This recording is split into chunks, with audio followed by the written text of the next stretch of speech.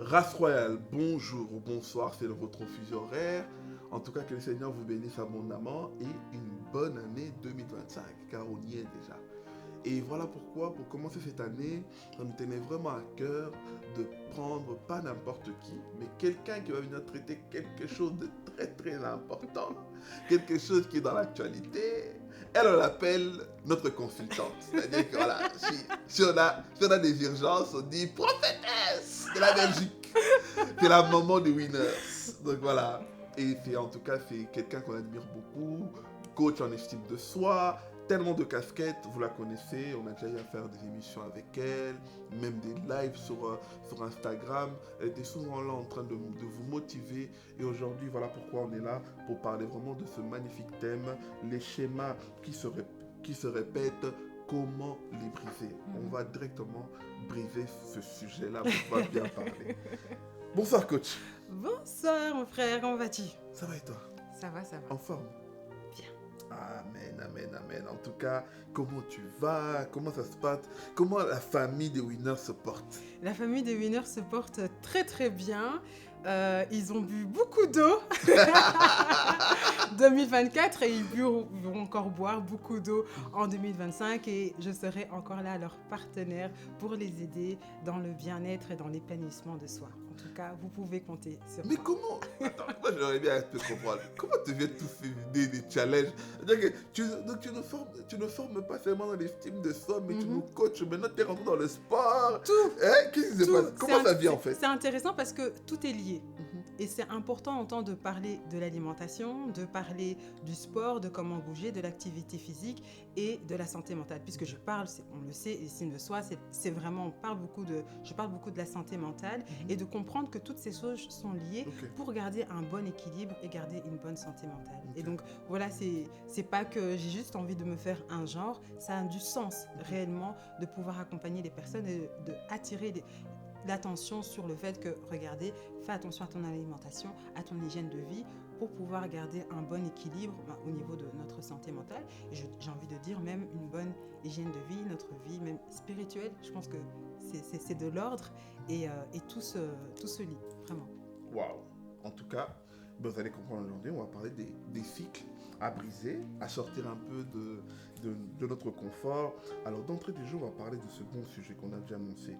Les schémas qui se répètent, comment les briser. Ouais. Alors peut-être certains vont dire quel schéma on va parler. Non, on va essayer peut-être de définir deux schémas qu'on aimerait vraiment développer, qui est surtout lié à la blessure de l'âme, qui est lié à l'héritage transgénérationnel. Alors, est-ce que tu peux déjà nous définir ces deux choses? Ouais. Parce que tu as bien pour commencer. On va déjà commencer par les blessures de l'âme. Qu'est-ce que c'est, les blessures de l'âme? C'est des événements traumatisants, douloureux, que nous avons vécus très souvent dans notre enfance et qui ont du coup laissé des traces, qui ont laissé donc du coup des blessures d'âme. C'est des blessures qui souvent s'activent ou alors dans le cercle familial, donc un papa, maman, frère, sœur, oncle, et parfois ça peut aussi s'élargir, voisins, collègues, professeurs, enseignants, qui viennent donc du coup activer ces blessures. On a 5 blessures que je n'oublie pas parce que des fois j'oublie. Il y a la blessure du rejet. Retenez bien, c'est intéressant pour les identifier et s'analyser. Il y en a 5. Il y en a 5. La blessure du rejet. La blessure de l'abandon. Il y a la blessure de l'humiliation. Il y a la blessure de la trahison. Et la blessure de l'injustice. Voilà. Et donc ça a été théorisé par psychologues, auteurs de Lise Bourbeau, en tout cas ceux qui aimeraient en tout cas approfondir en tout cas ce sujet-là, peuvent lire et on détecte en tout cas ces différentes blessures que certaines personnes peuvent avoir déclenchées donc du coup dans leur enfance à un certain moment. Il faut comprendre que lorsqu'on dit ces blessures, c'est la manière dont on l'a vécu. Et quand on dit ah oui, mais parce qu'on peut se dire oui, mais moi j'ai pas l'impression que mon papa ou ma maman, j'ai pas l'impression d'avoir vécu le rejet de la part de mes parents. C'est ça. Ou qu'ils m'ont rejeté. Quand on parle de blessure, c'est qu'ils ont posé un comportement qui m'ont fait ressentir comme si c'était du rejet. C'est important de comprendre ça. C'est une nuance. Parce que eux, en fait, concrètement, peut-être que les parents ne se sont pas vraiment comportés comme ça. Oui. Mais c'est notre interprétation. Nous avons ressenti dans tel comportement un rejet, de l'humiliation, de la honte, de la culpabilité, de la trahison, de l'injustice. C'est toutes sortes d'événements qui nous ont fait ressentir en tout cas et qui créent du coup un mal-être, une blessure. Ok. Voilà. Ok. Waouh. En tout cas, bien illustré ça. Et l'héritage? L'héritage, pour revenir, du coup, l'héritage, c'est encore une fois les événements douloureux, des événements traumatiques. C'est aussi du coup des croyances et des schémas émotionnels que nous avons et qui nous ont été transmis du coup de génération en génération dans notre lignée familiale. Donc c'est vraiment ça. Ça a été d'abord une théorie un peu répandue psychologiquement et scientifiquement. Il y a des études qui prouvent que dans la mémoire cellulaire, on peut retrouver et on garde des événements traumatiques de ceux de nos aïeux, de nos grands-pères, arrière-grands-pères en nous. Okay. Donc, on n'a pas simplement le bagage génétique du fait que mon grand-père avait des yeux bleus, il avait des cheveux roux, il était comme ci, comme ça. Alors moi aussi, j'hérite de ces gènes. J'hérite aussi de leurs fameuses blessures, des traumatismes qu'eux ont vécus. Et donc, parfois, on se rend compte que, mais moi, je n'ai pas spécialement vécu de rejet, de trahison. Mais qu'est-ce qui se passe? Pourquoi je me sens comme ça? Et là, on peut se dire, je peux avoir des éléments de réponse. Peut-être que dans ma famille, dans ma lignée familiale, dans mon arbre généalogique, il y a quelqu'un qui a vécu ça. Et j'hérite ça. C'est ça. Waouh! Tu sais que les pasteurs seront contents de toi. Ils vont dire, mais tu es en train de très bien expliquer quand ils disent les liens. Et il ne faut pas d'explication, mais... On est dedans! On est dedans! Des réponses scientifiques. Ah là là! Mais c'est important, parce qu'on pourrait se dire que ce sont des théories un peu par-ci, par-là. On entend beaucoup de choses. C'est juste des théories psychologiques. C'est intéressant de se dire que ça a été aussi prouvé scientifiquement que nous héritons de toutes ces choses-là. Ouais. Wow. Et alors, rentrons maintenant dans l'identification. Comment identifier que nous sommes victimes d'un mauvais héritage transgénérationnel? Comment identifier? C'est la répétition, tout simplement. Lorsqu'on voit un certain schéma qui se répète, ici tu as posé la question de mauvais, on pourrait dire aussi positif négatif ou positif. Lorsqu'on voit une certaine répétition dans nos vies, dans notre cercle familial, auprès de nos parents, arrière-grands-parents, grands-parents, oncles, tantes, on sent qu'il y a une certaine répétition, ça nous alerte déjà. Les personnes ne dépassent pas plus de 50 ans. À chaque fois, on voit une certaine répétition au niveau des fausses couches. On voit les mêmes erreurs, les mêmes échecs. On voit que à chaque fois, les premiers-nés, les premiers garçons décèdent. Les premières filles décèdent. On voit que... Dans nos familles, c'est les femmes qui sont autoritaires. C'est un exemple, pourquoi pas? Où le papa a toujours abandonné les enfants. Et on voit une succession comme ça où un tel a abandonné, et de génération. Là, ça nous alerte. Qu'est-ce qui se passe? Et là, on peut se dire ici, il y a un héritage, un mauvais héritage. Et je trouve que c'est intéressant aussi de faire la balance entre aussi des bons héritages que nous pouvons recevoir, où on peut voir dans une lignée, c'est des personnes qui ont eu un parcours un peu plus scientifique. C'est des personnes qui ont beaucoup travaillé la terre. Et donc, du coup, ils ont fait à chaque fois des métiers qui étaient liés à la terre. C'est une famille qui sont beaucoup plus spirituelles. Et on se rend compte que finalement, ils ont tous eu un parcours très spirituel dans les choix de... Et c'est intéressant, je trouve, vraiment de se poser et pas voir simplement le mauvais héritage, mais de voir aussi le bon héritage et comprendre que ça doit tous nous interpeller parce que ça nous permet de mieux nous connaître. Quand on comprend que du coup, nos grands-parents ont peut-être toujours été des professeurs, mais je me rends finalement compte que je comprends pourquoi j'arrive à transmettre. Mais oui, mais parce que j'ai ce bagage en moi. Et donc, c'est normal. Et donc, ça nous permet aussi même de nous orienter dans notre vie, de se dire, mais en fait, naturellement, puisque c'est quelque chose qui est ancré en moi, de me diriger plutôt dans telle direction. Ça fait sens. dans les deux sens. C'est ça. Autant positif que négatif. Waouh. En tout cas, on avance bien. Je pense que tu commences à comprendre peut-être des signaux qui peuvent être alarmants, qui peuvent être bénéfiques, qui peuvent être rassurants, que vous allez peut-être voir tout au long de cette émission, etc. Et tout. Et alors maintenant, on va un peu intensifier peut-être dans quelques signaux mauvais, je vais dire. Je pose cette question. Quels sont les signes qui montrent qu'on est pris dans un mauvais cycle de choix sentimentaux ou de choix amoureux? C'est intéressant parce qu'on revient en tout cas du moins par rapport au fait comment est-ce qu'on peut voir, c'est la répétition. Et donc du coup au niveau des relations, quand on se rend compte qu'on a une relation, on tombe à chaque fois sur le même type de personne. Une fois, on peut se dire c'est le fruit du hasard. Deux fois, allez, hein. Trois fois, il faut se poser la question. Et généralement, on peut tomber en fait dans ce piège de se dire mais c'est les autres. On a ce discours, c'est automatique.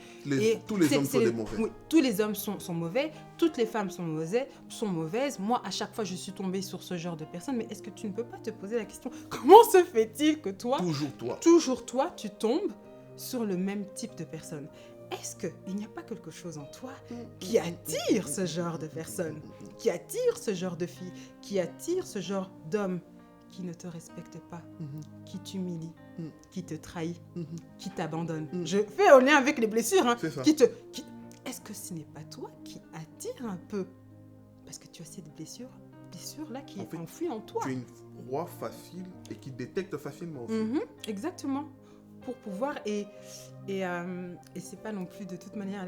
Dieu ne fait pas d'hasard dans tous ses plans, même lorsqu'on vit ces répétitions de relations qui se soldent parfois donc du coup par des échecs, c'est pour nous faire travailler ces blessures-là. Ça n'a pas d'hasard et parfois c'est douloureux, mais c'est pour nous interroger.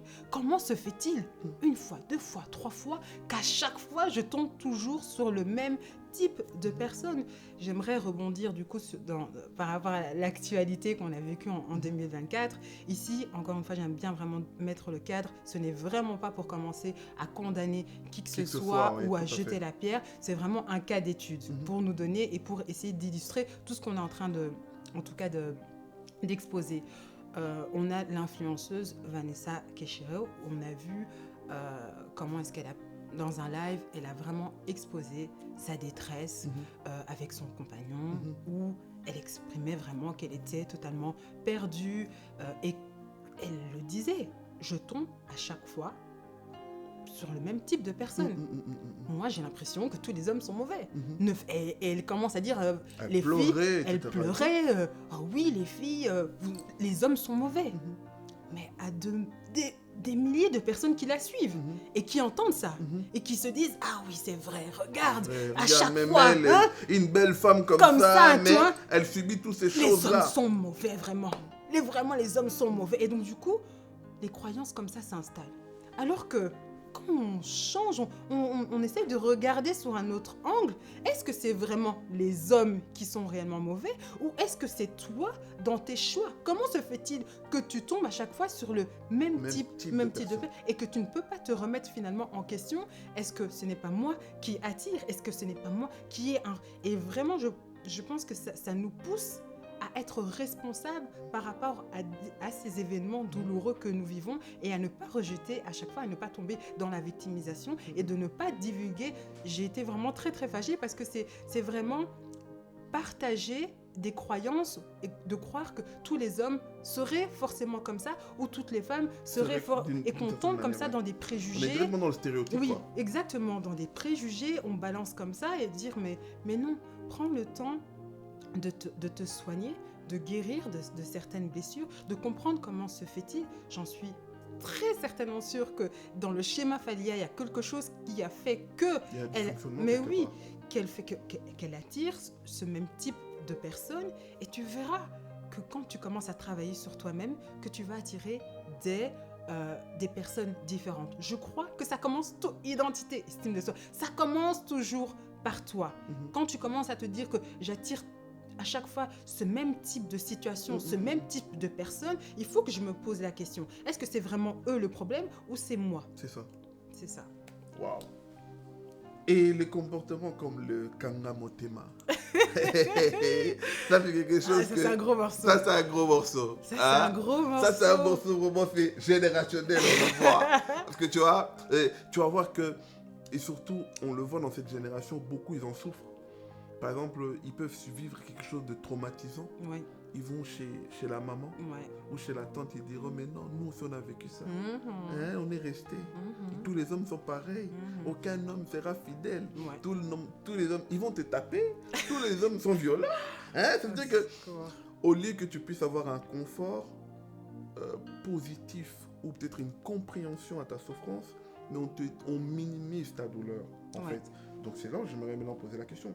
Quel rôle jouent les bagages familiaux culturels dans la répétition de certains comportements, comme telle celle-ci? C'est-à-dire que maman, kangamotema, la fille, kangamotema, la petite fille, on lui dit kangamotema. Et voilà, ça veut dire vraiment supporter la douleur. Peut-être pour ceux qui ne comprennent pas. Vraiment, on dit voilà, ça veut dire dans le mariage, on supporte la douleur. C'est-à-dire qu'on voit déjà le mariage comme un endroit, c'est un désert. Où on va souffrir, on doit supporter. On ne voit pas le mariage comme un lieu de délice, en fait. Un havre de voilà. Comment illustrer ça, ou comment expliquer ça, en fait? 2 points. Ça n'engage que moi. Donc, du coup, c'est des choses que j'analyse et que je pense. Ça n'engage encore une fois que mon opinion. Je crois que nous avons hérité déjà de base de par l'héritage dû à l'esclavage et à la colonisation. Supporter la douleur. C'est profond, ça. Ouais. Ça remonte encore plus... Très loin. Ça remonte plus loin. Tu supportes. Déjà, en tant que de notre condition. On ne craque pas, on supporte. On supporte. Tu supportes la douleur de par notre condition, de par notre couleur de peau. Tu dois en tout cas supporter ça. Qui s'est aussi du coup imbriqué dans la culture. En tant que femme, tu supportes. Dans la vie, tu supportes. Dans le mariage, tu supportes. Tu acceptes. Tu n'as pas d'autre choix. Et culturellement, donc cet héritage culturel, on nous apprend et on nous fait comprendre que le mariage, c'est le but ultime. Pour pouvoir assurer du coup une continuité du nom, de la famille, ainsi de suite, on nous éduque au mariage. C'est la première des choses. Peu importe, dans tous les projets que tu peux faire, sache que, fin des fins, on veut le mariage et on veut des enfants. Donc on veut tu peux avoir des diplômes. Non. Tout ça là, c'est... Non. C'est matériel. Le but ultime, c'est le mariage. Wow. Oui, et en soi, ce n'est pas en soi réellement mauvais, parce que ici, on veut assurer la continuité. Et même bibliquement, on nous demande, on sera fécond, on va se multiplier. C'est quelque chose. Voilà. Donc du coup, il y a cet héritage, du coup, du point de vue de conviction spirituelle et culturelle qui viennent s'ancrer et qui font que fais tout, mais s'il te plaît, marie-toi en fait. Tu peux mettre, mais s'il te plaît, le but ultime, c'est ça. Ne pas être marié, c'est peut-être même limite un synonyme de malédiction. Il y a quelque chose qui ne va pas. C'est l'échec total. C'est l'échec. Il faut que tu sois marié. Et donc, du coup, même si ça ne se passe pas très très bien, même si tu vis des fois des choses qui sont inadmissibles, on ne sort pas. Pour l'honneur de la... Il y en a même d'autres qui vont pour l'honneur de la famille. On ne sort pas du mariage. Mais c'est honteux. Chez nous, on ne divorce pas. Exactement. Mais ça, c'est un héritage. Ce genre de parole. C'est un héritage. Et il y a des femmes qui ont souffert comme ça jusqu'à ce qu'elles sont décédées avec cette douleur en elles, de dire je serre mon cœur même si je vis franchement des atrocités, même si je subis des violences, autant verbales que physique. Donc, elle vit jusqu'à la mort, en fait. Dans le malheur, tout comme dans tout. Je serre mon cœur, je supporte la douleur, même si la douleur peut m'amener dans le cercueil. Parce qu'on ne divorce pas. Parce que le divorce n'existe pas chez nous. Et que c'est mieux d'être marié dans un cercueil. Et de finir dans un cercueil marié que... Ah oui. Mais tu sais ce qui est grave encore, c'est que cette génération, il y en a même d'autres qui commencent le kanga motema dans le copinage. Oui. J'assume. J'assume, j'ai écrit un livre dessus. Donc j'assume. J'assume pleinement. Où tu te dis, tu es apte à accepter, à supporter. Et parce que tu as des fonctionnements, des croyances totalement erronées, tu confonds par-ci, par-là, tu crois que oui, c'est ça l'amour en fait. D'accepter, de croire et en fait être avec quelqu'un et aspirer au mariage et être marié et fonder, c'est ce qu'il y a de... C'est le but ultime, c'est le bonheur ultime. Donc du coup, tu acceptes, mais lorsque tu te rends compte que ça ne va pas. Et moi, j'ai quand même envie d'appuyer. On ne pense pas aux enfants. On parle d'héritage. On ne pense pas aux enfants. Ces enfants qui sont obligés de grandir dans un environnement totalement toxique, violent. Nous sommes des exemples pour ces enfants. Et donc du coup, il va voir et il va se dire, ok, c'est tout à fait normal de lever la main sur une femme. C'est tout à fait normal de voir un couple se chamailler. C'est normal d'insulter. C'est normal d'être irrespectueux. C'est normal de rabaisser. Et l'enfant grandit comme ça. Et c'est cet héritage-là qu'on veut donner. Donc du coup, c'est ça qu'on veut donner comme héritage. Je me permets de poser une question que j'aimerais qu'on réfléchisse ensemble. Je la commencerai en disant, à qui la faute? Une femme qui est déjà consciente que cet homme a des phases toxiques. Mais tu te permets quand même de rentrer dans le mariage avec.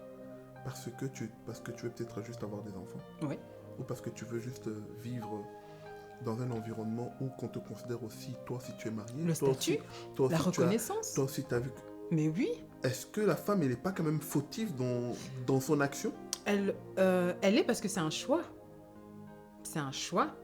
Mais j'ai envie de dire qu'elle est aussi en soi un peu victime de ce qu'on peut imposer, de cet héritage où on impose, il faut te marier. Donc du coup, ça devient une course sans se remettre en question, sans guérir de ses propres blessures. L'autre personne en face ne guérit pas non plus ses propres blessures. On est totalement absent et on ferme les yeux sur peut-être des comportements qui nous montrent que ici ça ne va pas. Ça va pas y aller. Ça ne va pas aller, mais on plonge. On plonge Il totalement. Il a demandé pardon, je crois qu'il va changer. Et ça va aller.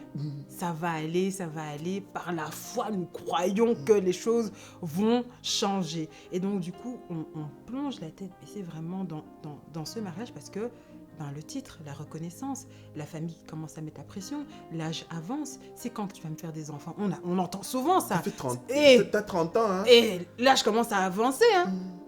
Tu vas devenir périmé, quoi. L'horloge biologique, il y a cette pression d'horloge biologique, de se dire, mais il y a un moment, il faut que j'avance et si je trouve pas quelqu'un, je pourrais peut-être pas avoir cet honneur de pouvoir continuer la lignée familiale et d'offrir...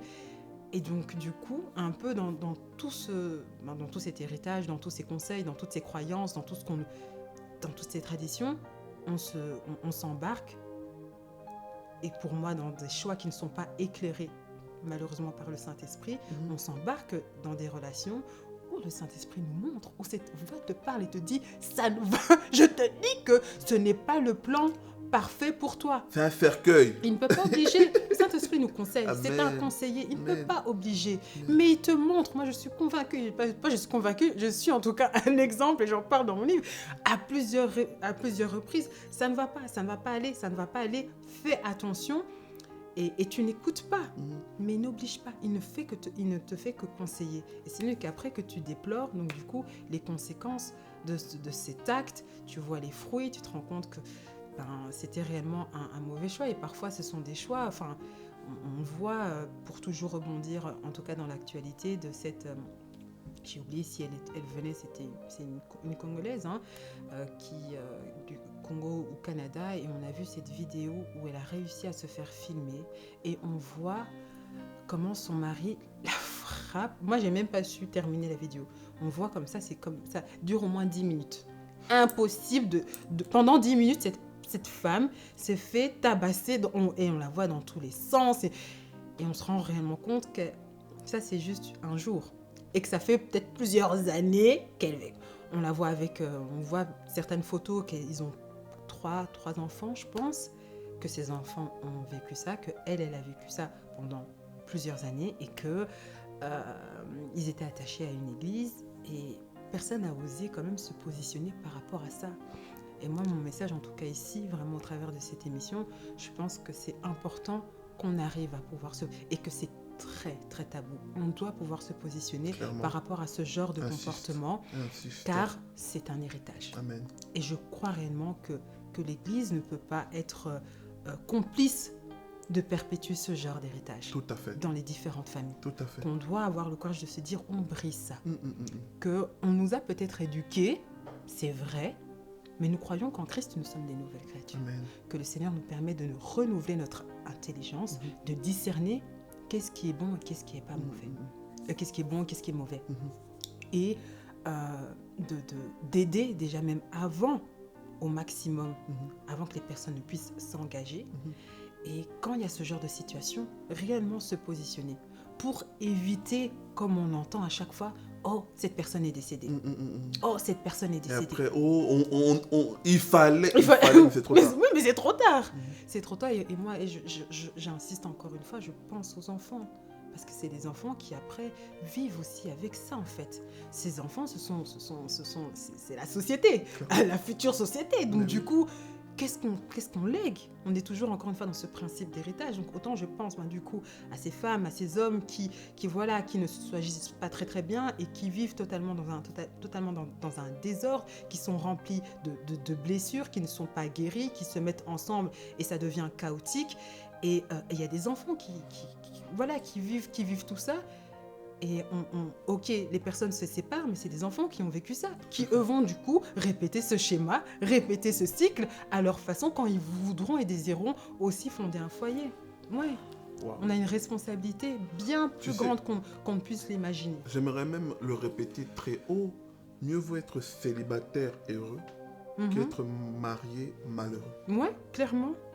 Et je pense que notre génération doit se permettre, s'il y a un danger, on ne dit pas que tu dois sortir du mariage parce que tu veux sortir. Non. Mais s'il y a un danger et que tu sens que ta vie est en danger, c'est mieux de sortir. Oui, c'est vraiment ça, de se faire aider, de oser parler, parce qu'on dit que c'est un tabou, on sera rejeté. Mais les gens ont peur de parler parce qu'on rejette les personnes qui vivent ce genre de choses. Et on minimise. Et c'est pour ça que ça reste un tabou, c'est des lourds secrets de famille. Ah, tu sais qu'eux, ils vivent comme ça. Ah, c'est comme ça, c'est le mariage, hein, tu vois. Et nous, on doit casser et on doit libérer la parole sur des sujets aussi importants pour changer, pour adopter d'autres comportements, pour conscientiser les femmes, tout comme les hommes, à ne pas accepter ce... Et donc, encore une fois, c'est vraiment pas pour commencer à casser les mariages de qui que ce soit, ni à inciter les gens à être célibataires. Je ne suis... On n'incite personne. Non, pas de ça, mais vraiment de prendre le temps de réfléchir quel type de foyer j'ai envie de fonder, de construire, et est-ce que je suis avec une personne qui est mûre émotionnellement, tu vois, qui est stable émotionnellement, qui est ainsi inscrit dans la parole de Dieu et avec quoi je crois réellement que je vais pouvoir transmettre un bon héritage comme ça de génération en génération. Ouais. Et surtout que, avant de poser ma question suivante, on est dans une génération où il y a certaines femmes, on pense qu'on les respecte mieux parce qu'ils sont mariés. Ah oui. C'est-à-dire que le respect, respect dans la société, dans la famille, dépendra de son statut marital, en fait. Mais culturellement, il faut se dire que dans nos communautés, c'est sûr que c'est un statut qui est quand même privilégié. Il n'y a rien à dire, il ne faut pas se mentir. Donc la célibataire, on la met un peu de côté. C'est la mariée qu'on honore. Oui, il y a des phrases. Moi, j'ai quand même entendu, quoi. T'inquiète, ton tour va arriver. Hein.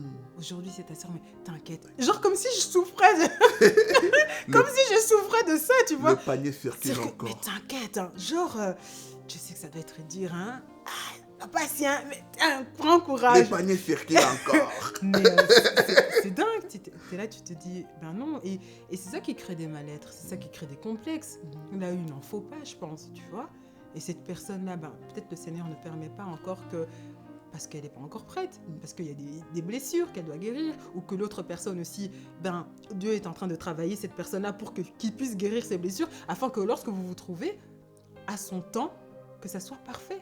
on veut parfois précipiter les choses, précipiter le plan de Dieu. C'est un plan, nous croyons qu'il est offert à chacun d'entre nous.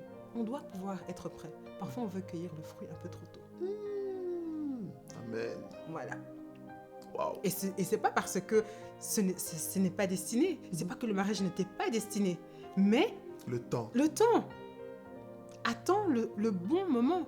Et peut-être que Dieu te voit et te dit, non, mais moi, je te sens pas prêt, en fait. Je te sens pas prêt tu n'es pas encore équipé pour pouvoir assurer, en fait, cet héritage. Et tu vas faire un peu n'importe quoi. Mais, encore une fois, il n'impose pas. Il n'impose pas. Il ne fait que guider, que conseiller, t'envoyer des personnes. Croyons réellement que des personnes sont des instruments, des outils pour pouvoir te conseiller, t'aider, t'aiguiller. Après, c'est toi qui fais le choix. Ouais. Wow. Alors, j'en ai 4 questions maintenant. C'est un peu des questions, on va dire, solutions. Que tu vas vraiment aider une personne à pouvoir sortir peut-être. Parce que là, on vient de faire une très très grosse analyse des situations. Et je pense que beaucoup sont en train de se retrouver et se disent, waouh, là je suis concerné, là je me sens, là c'est vraiment ce que je vis, là c'est ce que je suis en train de traverser. Maintenant, je pose la première question. Quelle est la première étape de briser ce cycle d'erreurs répétées dans nos relations? La première étape. La première étape, je pense qu'on peut comprendre, c'est la prise de conscience. Okay.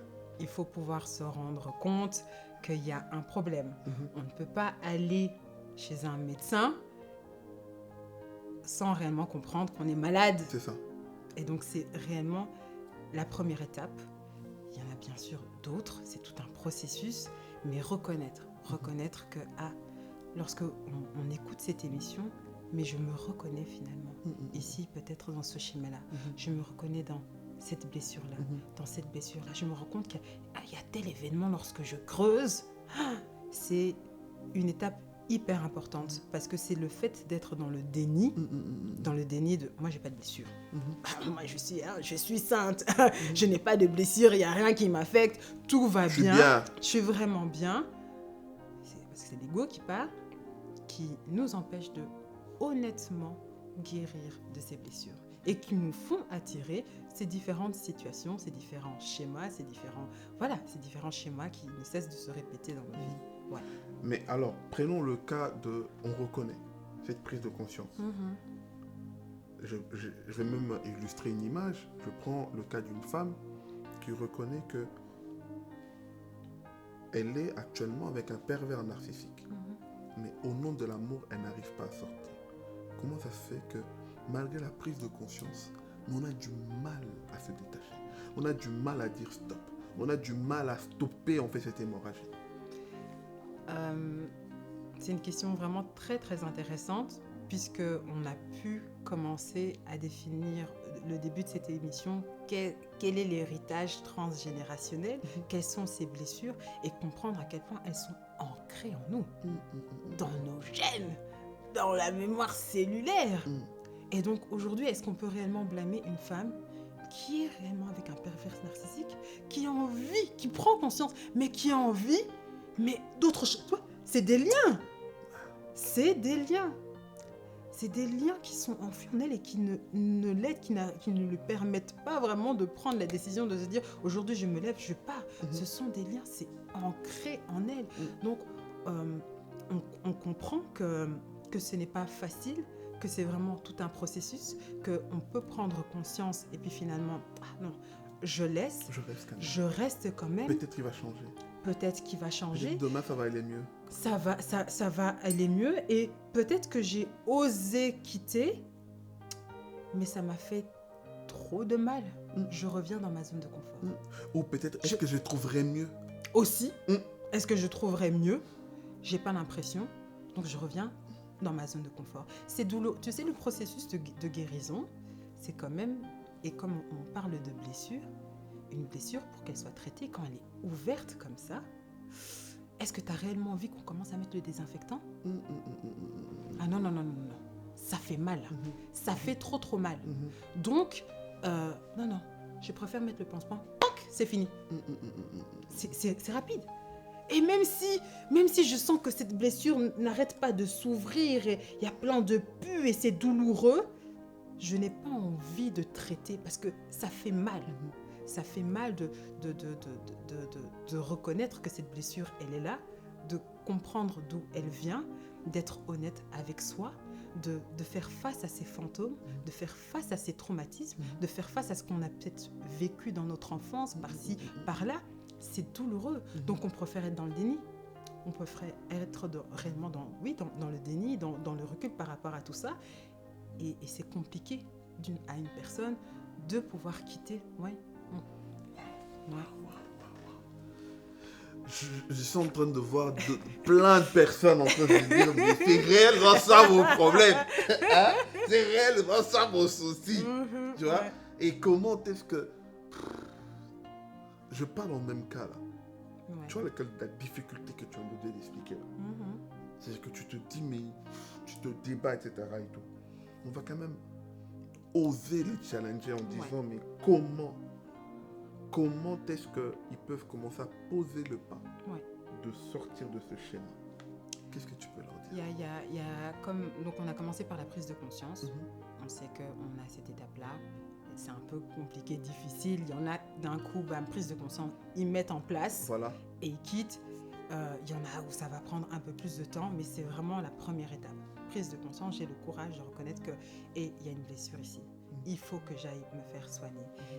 Être réellement dans l'acceptation, de reconnaître, ok, c'est quel type de blessure? Humiliation, trahison, ainsi de suite, injustice. C'est quel type de blessure? Et oser en parler. Moi, je donne mon cas. Je sais réellement que dans mon processus, ça a été assez long parce que je n'ai pas osé parler. Je me suis rendu compte qu'il y avait une blessure. Je me suis rendu compte qu'il y a eu une prise de conscience. Mais je n'ai pas libéré la parole. Et je suis restée toute seule avec ça. Mais le problème, c'est que tu vois, parfois tu as envie d'en parler, mais tu te dis, je vais parler à qui? Alors, n'ayons pas peur d'aller vers des personnes qui sont équipées pour ça. Il y a des professionnels de la santé mentale qui peuvent vous aider. Autant si vous avez confiance en votre pasteur, un membre de l'église, ou alors auprès d'un thérapeute et autres professionnels qui peuvent vous aider par rapport à ça, faites-le. Mais ne restez pas seul. Vous devez libérer la parole. Parce que ça aussi, c'est une thérapie. Ça fait partie du processus de guérison. Vous devez libérer. Vous devez sortir ça. Trouver une personne adaptée. Autant on se dit, parce qu'on peut se dire, oui, mais aller chez un thérapeute, c'est pas bien vu en tant que chrétien, c'est pas bien vu en tant que... j'ai un problème mental. Non seulement j'ai un problème mental, et ça vient diminuer ma foi. Oui, la place de Dieu là-dedans. Moi, est-ce que je peux aller voir un thérapeute alors que j'ai ce... Mais pourquoi est-ce qu'on ne se pose pas cette question quand on a mal au dos, on a peut-être un cancer, on a des problèmes, j'ai dit cancer parce que c'est le truc qui m'est venu. On a mal aux pieds, tout simplement. On a mal aux pieds, on a des rhumatismes, qu'est-ce qu'on fait? On va voir un spécialiste. On va voir un spécialiste, on va voir un médecin. Est-ce que ça diminue notre foi? Est-ce que les deux ne sont pas finalement compatibles? Je vais demander la prière, auprès d'un pasteur, auprès de mon groupe de prière, auprès d'une personne. Je prie, mais je vais quand même me faire consulter, je vais quand même me faire soigner. Et je crois que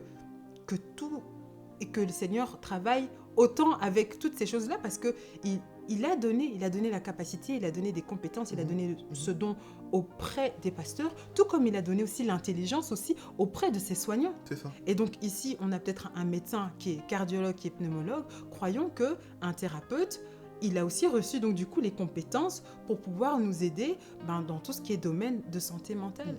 Et cela n'annule pas réellement notre foi. Notre foi ne diminue pas en tout cas notre foi dans cette démarche-là.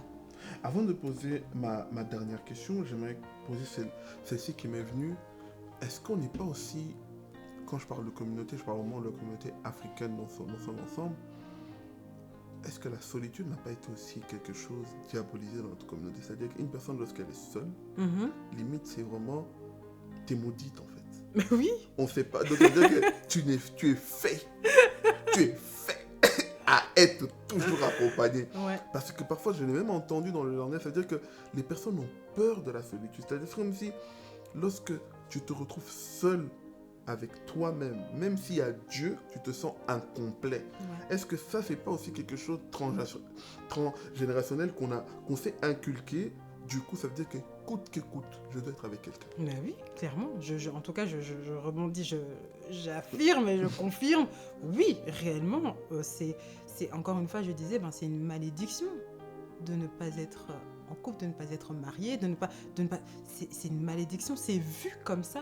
Donc tu fais tout pour et on a parlé de processus, on a parlé de temps, on a parlé de saison. Je crois réellement que le célibat, c'est une saison de guérison. C'est une saison de guérison, une saison de préparation. Donc on ne peut pas y voir comme une malédiction. On ne veut pas directement, de manière très très précipitée, il y a un problème ici, il y a l'esprit de célibat qui... Oui, il y en a, ils veulent... qui veille sur la famille. Et les parents sont en stress total. On détruit les gens. Ah non, de dingue. Mais quelle pression. Mais mentalement, franchement, c'est un traumatisme. Je suis désolée. Il y en a qui peuvent sortir ils peuvent quitter une relation de pervers narcissique. Ouais. Mais ils se disent, je ne peux pas rester seul, je dois directement aller. Parce que rester seul, ça veut dire c'est un autre problème. C'est trop vrai. Ah, c'est bien. Guérir-nous pour 2025. Oui, vraiment. Non, franchement, effectivement, c'est trop ça. Et on se précipite malheureusement parce que ce statut d'être célibataire n'est pas bien vu. Mais on le cache, il y en a même d'autres qui n'osent pas le dire. Et qui font semblant. Ouais, j'ai quelqu'un. Oui, j'ai quelqu'un. Mais où est le quelqu'un là? Où est seulement quelqu'un? Oh non.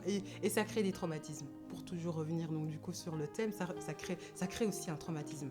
De se dire, de mettre cette pression-là et de se dire, mais j'ai pas envie qu'on me voie comme s'il y avait un problème chez moi parce que je ne trouve pas une personne. Alors que, non, tu es dans une période où tu as besoin de te construire. Moi, je crois réellement que c'est important avant de pouvoir s'engager, de se connaître au fond. C'est très important. Et donc, ce temps de célibat, c'est un moment de pouvoir bien se connaître pour savoir qu'est-ce que je vais apporter à l'autre personne. Comment est-ce que je pourrais être cette aide? Comment est-ce que je peux apporter un complément? Comment est-ce qu'on peut se complémenter l'un l'autre pour apporter un équilibre? Tout ça se fait dans le célibat. Ça ne peut pas se faire et très précipitamment, encore une fois comme dans mon exemple, dans mon histoire, très précipitamment comme ça, à la jeunesse, tu veux commencer à te lancer dans des relations, soi-disant tu te dis oui mais c'est un exercice, on se prépare. Et non, en fait te préparer à quoi? Tu ne peux pas te préparer et tu n'as même pas le temps de toi-même te construire. C'est ça. C'est pas possible. Étape après étape, il y a des saisons et le Seigneur sait pourquoi il y a différentes étapes dans nos vies. Vis ton enfance, vis ton adolescence, et arrête de précipiter certaines choses. Et l'un n'est pas l'autre. Parce que en plus, oui, parce que dans votre famille, qu'il y a des personnes, avant, on s'est mariés tous à 25 ans, que toi, époque. à 30 ans, il y a un problème. Et puis, on n'est plus à la même époque. Effectivement, c'est vrai que donc, du coup, nos aînés se marient quand même beaucoup plus tôt. Et voilà, c'est une autre époque, c'est un autre contexte. Et aujourd'hui, on doit comprendre qu'il faut atteindre parfois certaines choses dans la vie, ainsi de suite. Il faut que le diplôme et tout, stabilité, un confort financier avant de pouvoir se lancer. Parfois, on met la pression à des personnes qui ont 20 ans, qui ont 23 ans, qui viennent de terminer bachelier. Maintenant, c'est les mariages, mais stop! Et donc, du coup, ils vont se précipiter. Ils ne sont pas stables financièrement. Émotionnellement. Ils vont se précipiter à construire un foyer avec plein de frustrations. Mais ça va se partager. Tu partages tout à l'autre personne. Et voilà. Et parfois, tu vois, ça ne se solde pas spécialement dans des violences conjugales, mais ça crée vraiment parfois des tensions dans un couple parce qu'ils sont rentrés comme ça très rapidement avec un conjoint sans réellement se construire. J'aimerais terminer cette émission en te demandant 5 conseils que tu vas vraiment regarder la caméra. Je pense que ce côté-là, Lucas va vraiment te prendre que toi pour que ça puisse vraiment toucher quelqu'un. Ça veut dire que quels sont 5 conseils que tu peux donner à des jeunes de notre génération pour commencer ce 2025 avec des bonnes résolutions, avec des bonnes intentions, avec des bonnes choses mises en place pour ne plus vivre de cycles répétitifs. Si tu dois mettre 5 conseils, tu dirais quoi? 5 conseils. Je ne sais pas si je veux entendre... Bon, allez, 3. Mais il y a pour moi, parce que c'est ça que j'ai pas eu l'occasion de terminer sur le processus de guérison, et donc on va du coup terminer s'il y a une seule chose que vous devez retenir, c'est le pardon. C'est le pardon. On parle de blessure. Quelqu'un a été blessé. Vous avez été blessé. La première des choses dans ce processus, prise de conscience, acceptation de soi, parler, se faire aider. Les personnes qui vont vous accompagner, c'est ce qu'ils vont vous poser comme question. C'est ce qui vont vous serez amené à. C'est l'étape cruciale. Le pardon. Le pardon de soi, de s'être laissé blesser, de laisser une autre personne nous avoir blessés, d'avoir ressenti ça comme une blessure. Se pardonner soi, d'avoir vécu durant toutes ces années en portant en tout cas ces secrets, ces lourds, ces fardeaux qui vous pesaient et qui vous empêchaient d'être ce que vous êtes réellement. Le pardon de soi et le pardon de l'autre personne. Le pardon et accorder réellement un pardon aussi à ces personnes qui auraient pu nous faire du mal à tort, inconsciemment, consciemment, mais trouver la place pour le pardon. On parle d'héritage, nous avons parlé d'héritage. Et lorsqu'on regarde, parce qu'on pourrait se dire que c'est une histoire psychologique, ainsi de suite, nous ramener ici à la parole de Dieu. Amen. Quel est le plus grand héritage que nous avons reçu de la part d'Adam et de Ève? Le péché. Est-ce qu'il ne s'est pas répandu à toute l'humanité? Et qu'est-ce que Dieu a fait? Christ est venu. Dieu est venu.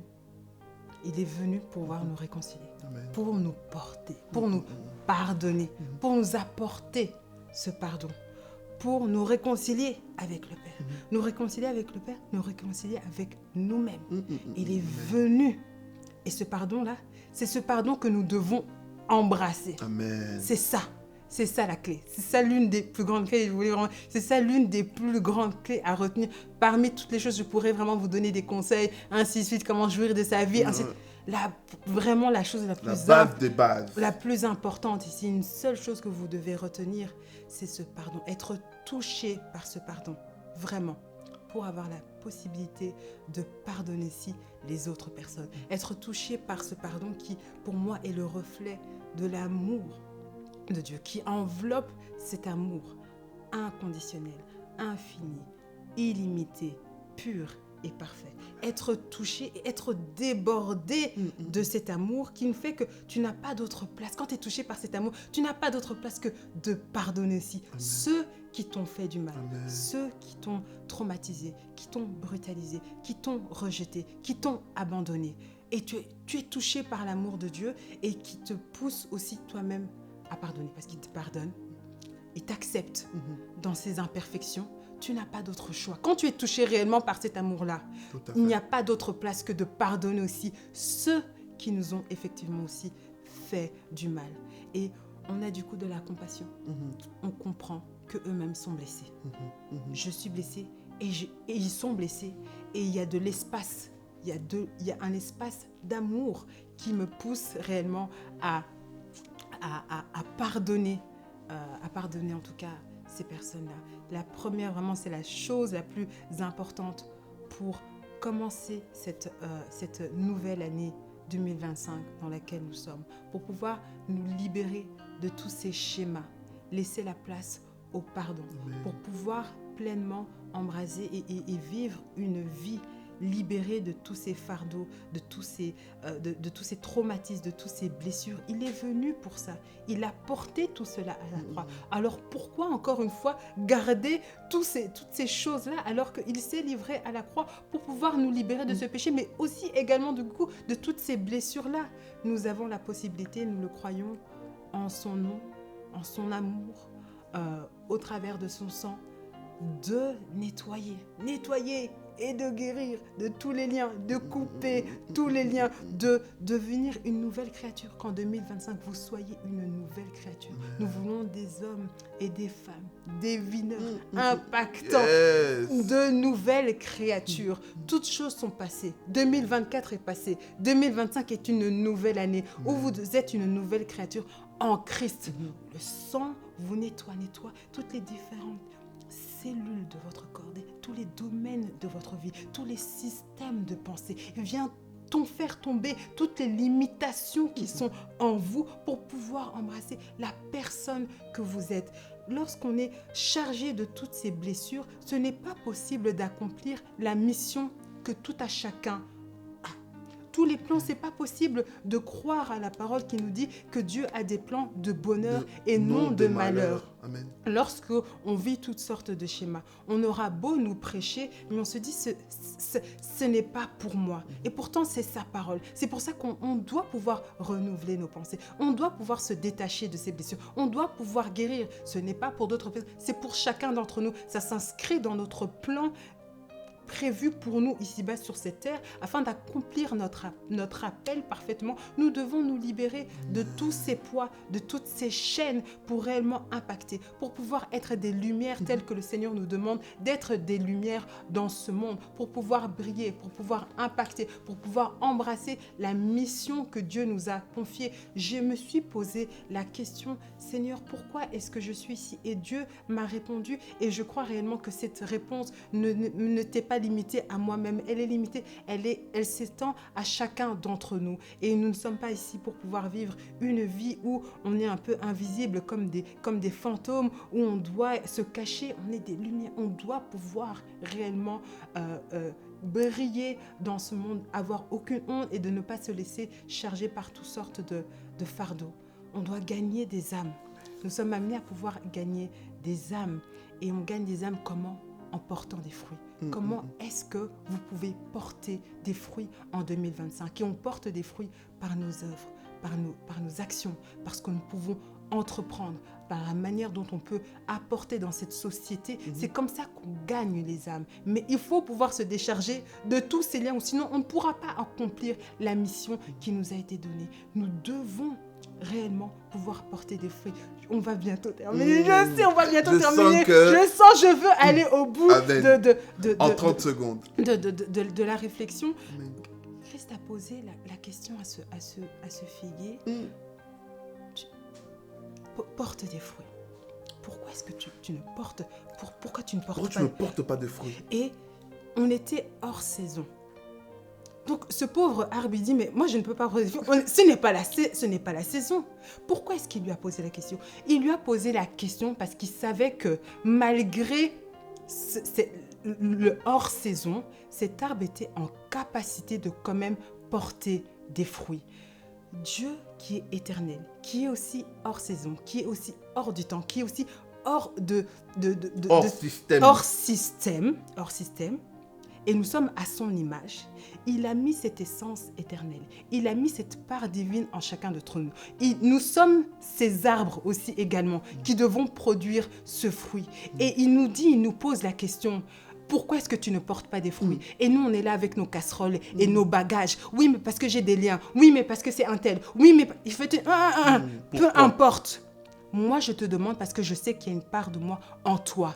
Et même si tu es hors saison, il y a quelque chose de surnaturel que tu peux manifester. Amen. Tu dois produire du fruit. Ou sinon, si tu ne produis pas du fruit, tu seras jeté, tu seras mis de côté. Je vais te demander, je vais te poser, je vais te demander des comptes. Qu'as-tu fait? Quels sont les fruits? Quelles sont les œuvres? Comment as-tu gagné ces âmes? Et toi, tu viens, oui, ceci, cela. Mais non, mais je t'ai donné le pardon. Je crois réellement que en Christ et en mon nom, tu as eu la capacité de pouvoir être libéré. Donc, pourquoi est-ce que tu n'as pas accompli ces œuvres?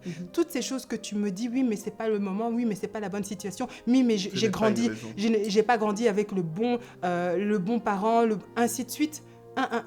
Sache que malgré ta situation, tel que tu es, dans ses imperfections. Tu as mon essence divine pour pouvoir manifester, pour pouvoir produire du fruit. 2025, tu dois produire du fruit. Nous voulons voir une nouvelle année, un nouveau cycle, une nouvelle ère de hommes et de femmes réellement qui produisent du fruit et qui se lient de tous les liens transgénérationnels.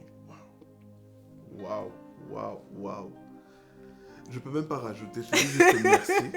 Je te dis merci, coach. En tout cas, la question et la réponse que je te donnerai, je m'appuierai juste là. 2025, porte de fruits divins. Amen. Que Dieu puisse vraiment s'étendre en toi.